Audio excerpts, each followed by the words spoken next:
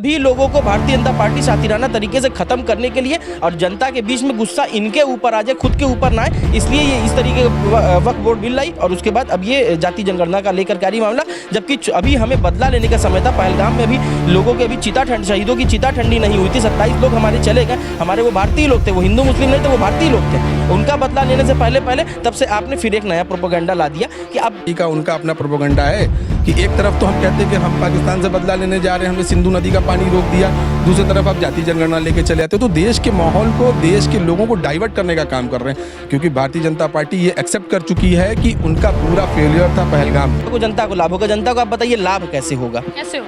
आप बताइए कैसे होगा? ये आप भी नहीं जानती, मैं आपको बता देता हूं। जातिगत तरीके से बट जाएंगे ना जनता। यही तो हम कह रहे हैं। मेजॉरिटी ज्यादा है इस जाति की। मेजॉरिटी ठाकुर कल तक जाति जनगणना का विरोध कर रहे थे, संसद में बैठ करके लोगों की जाति पूछ रहे थे, उसका विरोध कर रहे थे। आज ये बताइए कि आप रोजगार कितना लाएंगे? आप अगर जाति जनगणना करते हैं तो आप सबको हिस्सेदारी तो देंगे, जिनकी उनकी संख्या जितनी उसकी भागीदारी उतनी उसकी हिस्सेदारी। जैसा कि आपने देखा कि जातिगत जनगणना से किसको लाभ है, किसको हानि है, किस पर्पस से इस समय जातिगत जनगणना हो रही है, किस लिए सरकार जातिगत जनगणना करा रही है, इन सारे मुद्दों पे बात आई किस समय है। क्या भारतीय जनता पार्टी इसके पहले फुल मेजॉरिटी की सरकार रही है?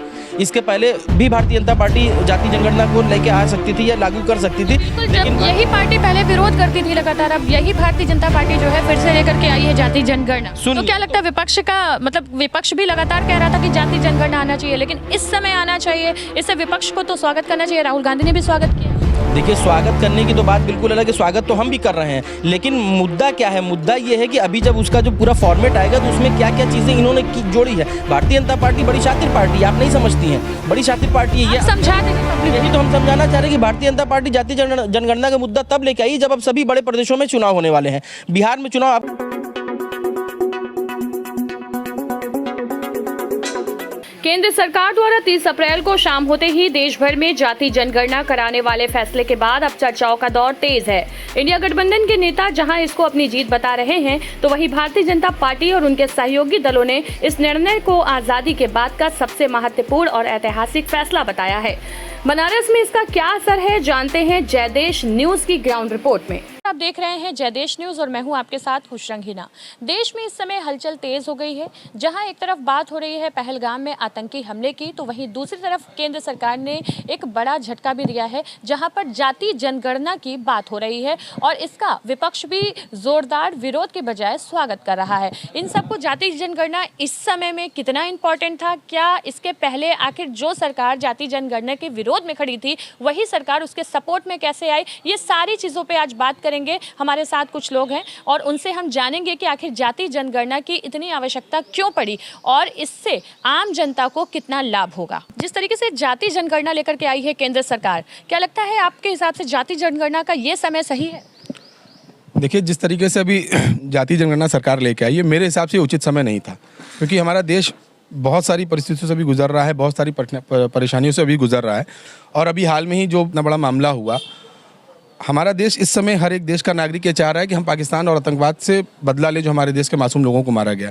तो इस समय ये पूर्ण रूप से सरकार का ये एक प्लान है और इस तरीके से करने का मतलब सिर्फ इतना है कि ये देश का जो माहौल है, जो लोग देश के लोग गुस्से में हैं, जो अपने देश के मासूमों का बदला लेना चाहते हैं पाकिस्तान से, किसी तरीके से उनका दिमाग वहाँ से डाइवर्ट करना है। और ये भारतीय जनता पार्टी बहुत अच्छे से जानती है। हर वक्त जब भी आप देश में उठा के देखिए, जब भी जनहित से जुड़ा कोई मुद्दा भारत की आवाज़ बुलंद करता है इस देश में, जब भी जो आम जनता इस आवाज़ बुलंद करती है, तो कोई ना कोई भारतीय जनता पार्टी ऐसा शगुफा लेके आती है जिससे पूरे के पूरे माहौल को मोड़ दिया जाता है और उस जगह से ध्यान हटा दिया जाता है। आज लेकिन पहले तो जाति जनगणना के लिए विपक्ष ही कह रहा था कि लगातार जाति जनगणना होनी चाहिए, और जब अब केंद्र सरकार लेकर आई है तो उसका विरोध क्यों हो रहा है? विरोध की बात नहीं है, समय की बात है। हमारे नेता ने स्वागत किया, विपक्ष के लोगों ने इस चीज़ का स्वागत किया। उनकी तो पहले से मांग थी कि आप जाति जनगणना कराइए, इस देश की मांग है, लेकिन समय उचित नहीं था। अभी ये समय हमारा पहलगाम में जो हमला हुआ उनसे हमको निपटने का था, पाकिस्तान और आतंकवाद से हमको निपटने का माहौल था, उससे हमें काम करना चाहिए, ना कि जाति जनगणना हम 10 दिन बाद भी ले आते, 1 हफ्ता बाद लाते, 1 महीने बाद ले आते। ये बना तो बहुत पहले से था, ऐसा तो था ही नहीं कि रातों रात ब्लूप्रिंट बन गया हो उसका। 2011 में लास्ट टाइम हुआ था। तो ये सारी चीज़ें समझने की, और ये सिर्फ शुद्ध रूप से भारतीय जनता पार्टी का केंद्र सरकार का यह प्रायोजित है, यह प्रोपोगंडा है और हम तो इसके पक्ष में हैं। ये जाति जनगणना आम जनमानस के लिए, भारत के हर एक जाति धर्म के लोगों के लिए, हमारा भारत देश वो जाति धर्म विशेष का एक गुलदस्ता है। यहाँ हर एक लोगों की अपनी अपनी भागीदारी इस देश के अंदर है, उनकी हिस्सेदारी तय होनी चाहिए। यह जातिगत जनगणना बहुत ज़रूरी है, लेकिन ये समय उचित नहीं था। हमें लगता है कि ये हम कुछ दिन बाद कर सकते थे। इस अभी जो देश के अंदर माहौल चल रहा है, जो पहलगाम में हमला हुआ है, जो 26-27 लोग हमारे देश के मारे गए हैं, उनसे बदला लेने का वक्त है। और उसके साथ साथ इस देश के अंदर जो बैठे नफरती लोग जो अनर्गल बयान दे रहे हैं, उससे बदला लेने के लिए तो केंद्र सरकार अपनी रणनीति तैयार कर रही है, लेकिन बीच में उन्होंने जाति जनगणना भी ले आई। यही तो केंद्र सरकार का नियम है, यही तो केंद्र सरकार और भारतीय जनता पार्टी का उनका अपना प्रोपोगंडा है कि एक तरफ तो हम कहते हैं कि हम पाकिस्तान से बदला लेने जा रहे हैं, हमने सिंधु नदी का पानी रोक दिया, दूसरी तरफ आप जाति जनगणना लेके चले आते हो। तो देश के माहौल को, देश के लोगों को डाइवर्ट करने का काम कर रहे हैं, क्योंकि भारतीय जनता पार्टी ये एक्सेप्ट कर चुकी है कि उनका पूरा फेलियर था पहलगाम में। उन्होंने ये एक्सेप्ट किया है, तो उस पर जवाब एक्सेप्ट किया है, वो तो कह रहे हैं। केंद्रीय मंत्री रिजिजू जी ने कहा है कि हमारे इंटेलिजेंस से चूक हुई है, ये उनको एक्सेप्टेंस है। तो कहीं ना कहीं पूरी तरीके से भारतीय जनता पार्टी भारतवर्ष के इस माहौल के अंदर जो पहलगाम में जो हमला हुआ है, उससे अपने आप को बचाने के लिए या हाइड करने के लिए, कवर अप करने के लिए जाति जनगणना की चीज़ें लेके आई। आपको क्या लगता है जिशान जी कि क्या वाकई जाति जनगणना जो है वो कवर अप करने के लिए पहलगाम को लाया गया है इस समय? देखिए, सबसे पहले तो एक बात इसमें समझने वाली ये है कि जैसा मेरे साथी वक्ता ने कहा है कि ये अभी समय नहीं था। ये बिल्कुल सही कह रहे हैं कि ये अभी समय नहीं था। अभी इस समय देश का इमोशन और देश का जो मूड है वो कहीं और था। देखिए, और दूसरी बात ये कि ये तो स्वागत योग्य कदम है। ये चूँकि हम लोग काफ़ी दिन से इस बात की लड़ाई लड़ रहे थे, ये सामाजिक न्याय के लिए पहल कही जाएगी। लेकिन जिस तरीके से भारतीय जनता पार्टी का चरित्र रहा है, जिस तरीके से नरेंद्र मोदी जी का चरित्र रहा है या अमित शाह जी का चरित्र, राजनीतिक चरित्र रहा है, ये कि हर एक चीज़ में इमोशन ढूंढते हैं और मुद्दों को भटकाने का काम करते हैं। हमें इस बात की आशंका है कि भारतीय जनता पार्टी जिस तरीके से संगठित क्षेत्र के रोजगारों को खत्म करती आ रही है, आउटसोर्सिंग का काम करती आ रही है या थर्ड पार्टी का काम करती आ रही है, इससे क्या किसी को जाति जनगणना के बाद भी क्या किसी को सम्मानित तरीके से हकदारी मिलेगी या उनकी आपको क्या लगता है कि जाति जनगणना अगर हो भी जाती है तो उससे आम जनता को क्या फायदा हो? देखिए, आम जनता को फायदा जाति जनगणना से तब होगा जब संगठित क्षेत्रों में, यानी कि सरकारी क्षेत्रों में जब तक कि रोजगार नहीं आएंगे। अब भारतीय जनता पार्टी आज रोजगार के पीछे पड़ी और बेरोजगारी के साथ खड़ी हुई है। आप एक चीज समझिए ना कि ये जाति जनगणना आई किस समय है। क्या भारतीय जनता पार्टी इसके पहले फुल मेजॉरिटी की सरकार रही है? इसके पहले भी भारतीय जनता पार्टी जाति जनगणना को लेके आ सकती थी या लागू कर सकती थी। लेकिन यही पार्टी पहले विरोध करती थी लगातार, अब यही भारतीय जनता पार्टी जो है फिर से लेकर के आई है जाति जनगणना। तो क्या लगता है विपक्ष का, मतलब विपक्ष भी लगातार कह रहा था कि जाति जनगणना आना चाहिए, लेकिन इस समय आना चाहिए, इससे विपक्ष को तो स्वागत करना चाहिए। राहुल गांधी ने भी स्वागत किया है। देखिए, स्वागत करने की तो बात बिल्कुल अलग है, स्वागत तो हम भी कर रहे हैं, लेकिन मुद्दा क्या है? मुद्दा ये है कि अभी जब उसका जो पूरा फॉर्मेट आएगा तो उसमें क्या क्या चीजें इन्होंने जोड़ी है। भारतीय जनता पार्टी बड़ी शातिर पार्टी, आप नहीं समझती हैं, बड़ी शातिर पार्टी है ये। समझा दीजिए पब्लिक को। यही तो हम समझाना चाह रहे हैं कि भारतीय जनता पार्टी जाति जनगणना का मुद्दा तब लेके आई जब अब सभी बड़े प्रदेशों में चुनाव होने वाले हैं।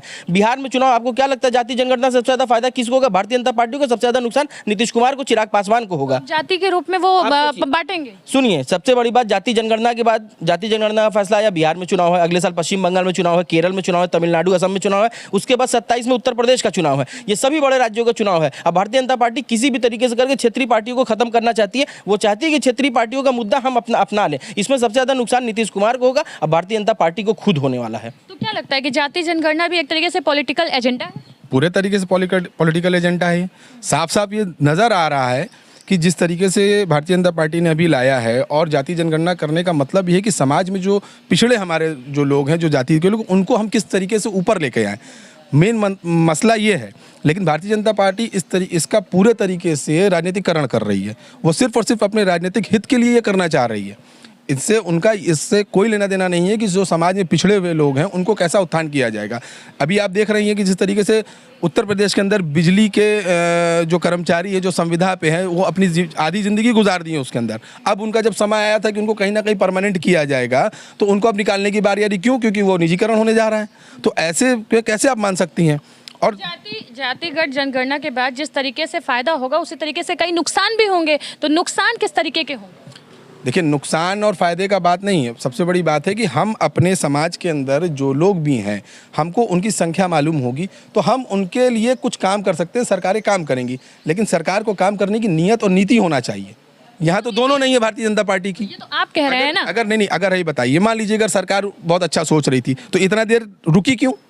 2014 से भारतीय जनता पार्टी की सरकार है, 2025 में हम लोग खड़े हैं। इतना लंबा अंतराल हुआ क्यों? देर आए दुरुस्त आए तो देर आए दुरुस्त है नहीं मैडम, जो चीज़ अगर भारत और भारतीय के हित में होगी उसके लिए कोई देर और दुरुस्त का लाइन नहीं बोला जा सकता है। उसके लिए तुरंत तत्परती तरीके से उसको करना चाहिए, लागू करना चाहिए। और अगर ये अभी हो रहा है तो पूरे तरीके से राजनीतिकरण हो रहा है। अभी जैसे मेरे साथी ने एक बात कहा कि अभी वो तो बताए हैं कि क्या करेंगे वो, लेकिन उसके अंदर उन्होंने क्लॉज क्या क्या बनाए हुए हैं। जिस तरीके से जीएसटी आया देश में बहुत अच्छा था, लेकिन व्यापारी, आम व्यापारी आज भी परेशान है उसके लिए। तो आपको क्या लगता है उसी तरह जातिगत जनगणना जब लागू होगी तो उसी तरीके से जीएसटी की तरह ही उसका साइड इफेक्ट होगा? देखिए, हमें तो आशंका, अगर आप पूछ रहे हैं कि क्या लगता है, यानी कि मैं अपनी शंका जाहिर करूं, तो मेरी शंका तो ये भी है कि जिस तरीके से सीए एनआरसी का मामला चला था उसी तरीके से जातिगत जनगणना पे भी मामला चलेगा। ये भारतीय जनता पार्टी किस तरीके से काम करती है ये आप पत्रकार साथियों को बहुत सारी चीज़ें पता, और आम जनता को भी, जो हमारी जनता जो देख रही है उनको भी पता है भारतीय जनता पार्टी का काम करने का चरित्र क्या है। क्या है जाति जनगणना के पीछे का चरित्र, क्या है आपको? जाति जनगणना के पीछे का चरित्र सिर्फ चुनावी लाभ है, इसके अतिरिक्त कुछ नहीं है। 2024 लोकसभा चुनाव में जिस प्रकार से भारतीय जनता पार्टी को झटका लगा है, उसके पहले तक भारतीय जनता पार्टी जिस घमंड में थी, जिस गुरूर में थी, और जनता ने जिस प्रकार से गुरूर तोड़ने का काम किया, उसी का फलस्वरूप यहाँ पे वक्फ बोर्ड बिल लाया गया और उसी के फलस्वरूप लाया गया जाति जनगणना। ये बताइए, 2014 से लेकर के 2019 तक फुल मेजॉरिटी की सरकार थी। भारतीय जनता पार्टी का सातिराना चरित्र देखिए कि 10 साल फुल मेजॉरिटी में, यानी पूर्ण बहुमत में सरकार रहने के बावजूद वक्फ बोर्ड बिल नहीं लाई। लाती किस लिए है? ताकि जब वो बैसाखी पे होती है, ताकि पूरी तरीके से अगर जनता का गुस्सा निकले तो वो 3 दलों पे निकले जिन लोगों ने उनके ऊपर उनका समर्थन किया है। जैसे एक चिराग पासवान की पार्टी हो गई, लोक जनशक्ति पार्टी हो गई, दूसरा नीतीश कुमार की जेडीयू हो गई, और तीसरी चंद्रबाबू नायडू की टीडीपी हो गई। ये सभी लोगों को भारतीय जनता पार्टी सातिराना तरीके से खत्म करने के लिए, और जनता के बीच में गुस्सा इनके ऊपर आ जाए, खुद के ऊपर ना आए, इसलिए ये इस तरीके का वक्फ बोर्ड बिल लाई, और उसके बाद अब ये जाति जनगणना का लेकर के मामला। जबकि अभी हमें बदला लेने का समय था। पहलगाम में अभी लोगों के, अभी शहीदों की चिता ठंडी नहीं हुई थी। 27 लोग हमारे चले गए, हमारे वो भारतीय लोग थे, वो हिंदू मुस्लिम नहीं थे, वो भारतीय लोग थे। उनका बदला लेने से पहले तब से आपने फिर एक नया प्रोपेगेंडा ला दिया कि अब जनता इस पे बात करेगी। भारत इतना बड़ा देश है, यहाँ खुद लोगों की अपनी इतनी सारी समस्याएं हैं। भारतीय जनता पार्टी उन्हीं समस्याओं का फायदा उठा करके अपना चुनावी लाभ लेना चाहती है। बहुत बड़ी बात बोला जशान जी ने कि जिस तरीके से Bharatiya Janata party time to time एक नई पॉलिसी लेकर के आती है, ये भी एक पॉलिसी है आने वाले चुनाव को देखते हुए। एक लाइन में क्या कहेंगे, जाति जनगणना से किसको लाभ हो? जाति जनगणना से सिर्फ और सिर्फ भारतीय जनता पार्टी से लाभ होगा, क्योंकि जो समय है वो उचित नहीं है। मेरे अकॉर्डिंग तो देखिए, लाभ भारतीय जनता पार्टी तो बताएगी जिनके लिए जाति जनगणना हो रही, जनता को लाभ होगा। जनता को आप बताइए लाभ कैसे होगा? आप बताइए कैसे होगा? ये आप भी नहीं जानती, मैं आपको बता दे रहा हूँ। जातिगत तरीके से बट जाएंगे ना जनता, यही तो हम कह रहे हैं। मेजोरिटी ज्यादा है, इस जाति की मेजोरिटी। ठाकुर कल तक जाति जनगणना का विरोध कर रहे थे, संसद में बैठ करके लोगों की जाति पूछ रहे थे, उसका विरोध कर रहे थे। आज ये बताइए कि आप रोजगार कितना लाएंगे? आप अगर जाति जनगणना करते हैं तो आप सबको हिस्सेदारी तो देंगे, जिनकी उनकी संख्या जितनी उसकी भागीदारी उतनी उसकी हिस्सेदारी। इस बात को तो करेंगे ना, तो उसकी भागीदारी उसकी हिस्सेदारी कैसे देंगे? सरकारी नौकरी में देंगे या किस में देंगे? पैमाना आपने क्या तय कर रखा है कि किस आधार पर आप किसको देंगे?